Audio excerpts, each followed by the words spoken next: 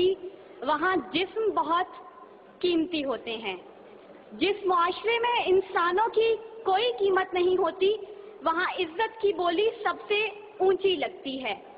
جس معاشرے میں انسانوں کی کوئی قیمت نہیں ہوتی وہاں بنت ہوا سرے بادات طبلے کی تھاپ پر ناچتی ہے، اور جس معاشرے میں انسانوں کی کوئی قیمت نہیں ہوتی وہاں بھوک تہذیب کے آداب بھلا دیتی ہے۔ یہاں ہوس کے پجاری سیاہ راتوں میں سفید جسموں کا جیون سیاہ کرتے ہیں، یہاں پہ ناچتے پیروں کی تھاپ بکتی ہے، یہاں پہ جاگتی آنکھوں کے خواب بکتے ہیں، یہاں پہ پھول سے ہونٹوں کی پیاس بکتی ہے، یہاں پہ جسم ہے بکتے شباب بکتے۔ عالی وقار بھوک 2 وقت کی روٹی کے عوض بنت ہوا کو ابن آدم کی ہوس کا نشانہ بننے پر مجبور کر دیتی ہے، لیکن کہیں کوئی قیامت نہیں اترتی۔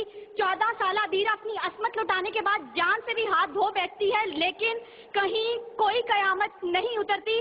تھر کی جلتی ریت پر ننگے پاؤں چلنے والی قوم کا صدر اسلام آباد کی سڑکوں پر مرسیڈیز میں سفر کرتا ہے، لیکن کہیں کوئی قیامت نہیں اترتی۔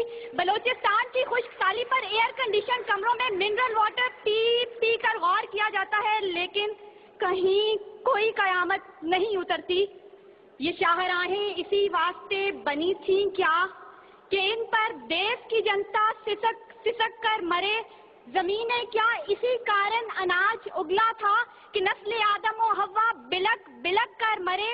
ملے اسی لیے ریشم کے ڈھیر بنتی ہیں کہ دخترانے وطن تار تار کو ترسے؟ چمن کو اسی لیے مالی نے خون سے سینچا تھا کہ اس کی اپنی نگاہیں بہار کو ترسیں۔ عالی وقار یہ ہے اسلامی جمہوریہ پاکستان، جہاں ہر کوئی اپنی دھن میں مگن ہے، سر کھجانے کی فرصت نہیں، دائیں بائیں کی فکر نہیں، ہر شخص بھوکا ہے۔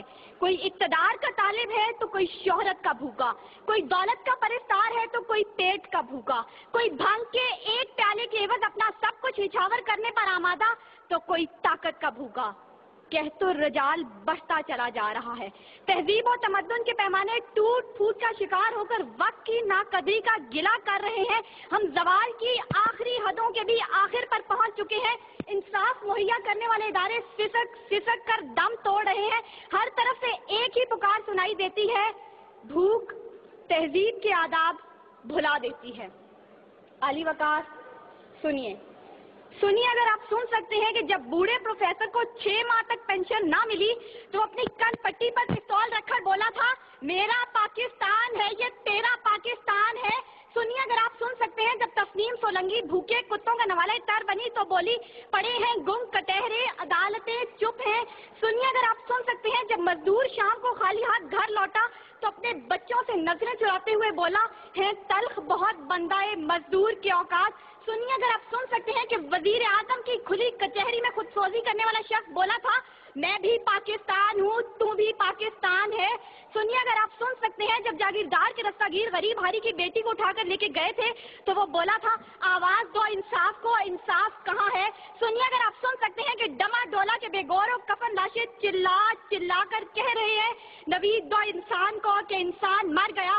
سنیے اگر آپ سن سکتے ہیں ڈاکٹر عافیہ صدیقی آج بھی سراپا سوال ہے، ذمہ دار کون؟ سنیے اگر آپ سن سکتے ہیں لال مسجد کے شہداء کہہ رہے ہیں، پاک فوج تو زندہ باد۔ اور سنیے اگر آپ سن سکتے ہیں جب بے روزگار باپ نے اپنی 3 جوان بیٹیوں کو موت کے گھاٹ اتارا تھا تو بولا تھا، عجب رسم ہے چارہ گروں کی محفل میں، لگا کر زخم نمک سے مساج کرتے ہیں، غریب شہر ترپتا ہے ایک نوالے کو، امیر شہر کے کتے بھی راج کرتے ہیں۔ عالی وقار بھوک تہذیب کے آداب بھلا دیتی ہے۔ غربت سے مجبور لوگ اپنے بچے بھون کر کھا جاتے ہیں، اپنے گردے اور آنکھیں بیچ ڈالتے ہیں، اپنی 8 سالہ بچیاں دلالوں کے حوالے کر دیتے ہیں، اپنے خاندان کے ساتھ آگ میں کود جاتے ہیں، دریاؤں سمندروں میں چھلانگیں لگا دیتے ہیں، پنکھوں کے ساتھ لٹک جاتے ہیں، ٹرین کی پٹری کے آگے لیٹ جاتے ہیں۔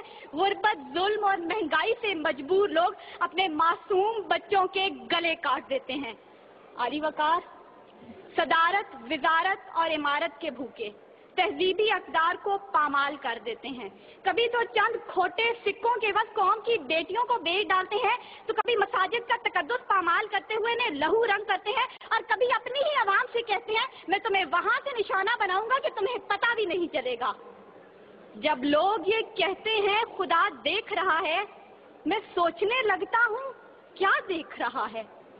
علی وقار، اس سے پہلے کہ بھوک اس ملک کو کھا جائے، اس سے پہلے کہ لہجے بے آواز ہو جائیں، سر سنگیت سب بے ساز ہو جائے، ملت اسلامیہ کی یہ بیٹی، ملک و قوم کی بیٹی اور آپ کی بیٹی آپ سے استدعا کرتی ہے خدارا اس بوڑھے باپ کا سہارا بن جائیے جس کے بیٹے نے خود سوزی کی.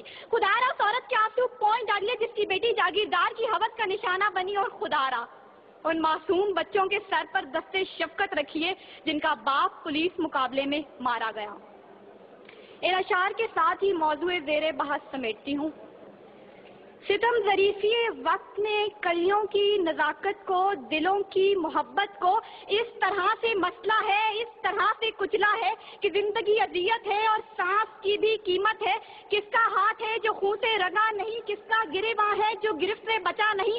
صدائے موت آتی ہے شہر بھر کی گلیوں سے، خون کی بو آتی ہے پھولوں اور کلیوں سے. شکریہ.